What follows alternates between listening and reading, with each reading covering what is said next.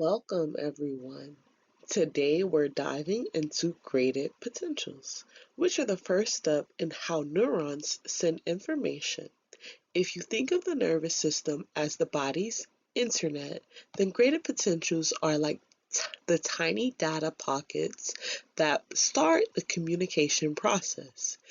They don't always make it all the way down the line, but without them, nothing else happens. By the end of this lecture, you should be able to define what graded potentials are, describe its key properties, explain its role in triggering an action potential, and understand why this concept is clinically and practically important. Neurons communicate using electrical signals. There are two main types: graded potentials, which are small, local changes, and action potentials, which are large, long-distance signals. Graded potentials are the entry points. They are the signals that gather at the dendrites and cell body, and the neurons decide whether or not to fire an action potential at the axon hillock. Think of it this way: graded potentials are like students raising their hands with ideas. If enough students speak up, the discussion gets going. That's the action potential. Ask yourself, why do you think the nervous system uses this two-step process instead of just firing signals all at one time? Potential is a local change in the membrane potential that varies in size depending on the strength of the stimulus. They occur when a stimulus, like a neurotransmitter binding to a receptor, opens ion channels in the membrane. Most commonly, sodium flows in, making the inside less negative. This is called depolarization. Sometimes the opposite happens, where potassium leaves or chloride enters, making the inside more negative. That's hyperpolarization. A key point is that graded potentials are variable and localized. They don't travel far, and they aren't guaranteed to trigger anything. They're just the first signals. Big features of graded potentials: they're variable in strength. They're proportional to the stimulus. A gentle touch creates a small graded potential. A hard press creates a larger one. They're localized and they only affect a small area of the membrane where the ion channels open. They spread passively like ripples in a pond. The signals diffuse out but gets weaker as it moves. Their decremental conduction. Unlike action potentials, graded potentials lose strength with distance. By the time they reach the axon hillock, they may, they may have faded completely. And this is why the neuron needs many graded potentials to add together to reach the threshold. Otherwise, the signal fizzles out. Down the numbers. The resting membrane potential is about 70 millivolts, and that's our baseline. If a stimulus raises to negative 70 millivolts, that's a 10 millivolt graded potential.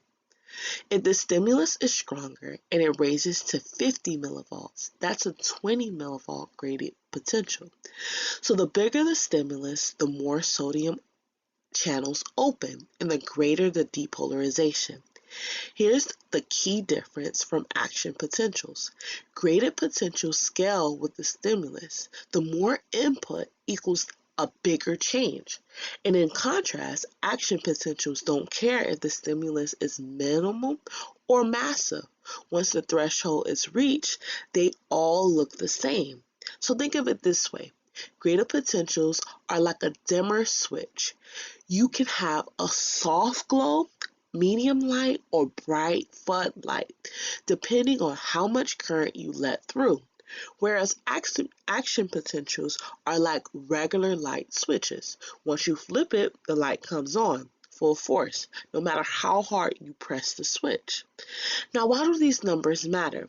Because threshold for firing an action potential is usually around negative 55 millivolts. And if your graded potential is only 5 millivolts, think of it as negative 70 to negative 65 millivolts. It won't reach threshold and the neuron stays silent. But if multiple graded potentials happen close together, they can add up, and this is called summation.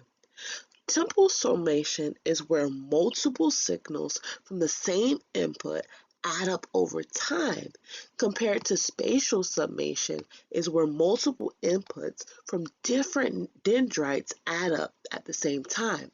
And this is how neurons vote. If enough small signals combine, they can push the membrane past threshold and trigger an action potential. So think about it.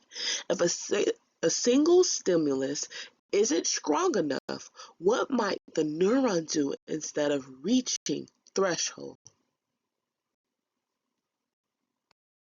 This is where graded potentials become critical decision makers for the neuron. Every tiny graded potential that forms on the dendrites and stoma gets funneled towards the axon helix. This is where the trigger zone is. It's the neuron's headquarters for making the go or no-go decisions. If the combined depolarization at the helix reaches the threshold, which is usually around negative 55 millivolts, then the action potential is triggered. From that point on, the signal is all or none. It shoots down the axon at full strength. But if the graded potentials aren't strong enough, then the signal fades away. No action potential, no message sent. Now here is where it gets interesting. Not all inputs are excitatory. Excitatory postsynaptic potentials depolarizes the cell and brings it closer to the threshold, whereas inhibitory postsynaptic potentials polarize the cell and push it further away from the threshold. The axon helix does the math, adding up all of the excitatory and subtracting all of the inhibitory. And the balance determines whether or not the neuron fires or stays silent. Think of it this way. It's like filling a bucket with water. Every excitatory input is like pouring in a cup of water, and every inhibitory input is like poking a hole and letting the water leak out. If enough water collects and spills over the rim, that's the action potential. If not, the bucket just stays put. And this is a process that we call summation. This matter beyond theory. Reflexes. Graded potentials in sensory neurons trigger rapid responses. Sensory input. The intensity of a stimulus like light brightness or sound volume is the first represented by the size of the graded potential.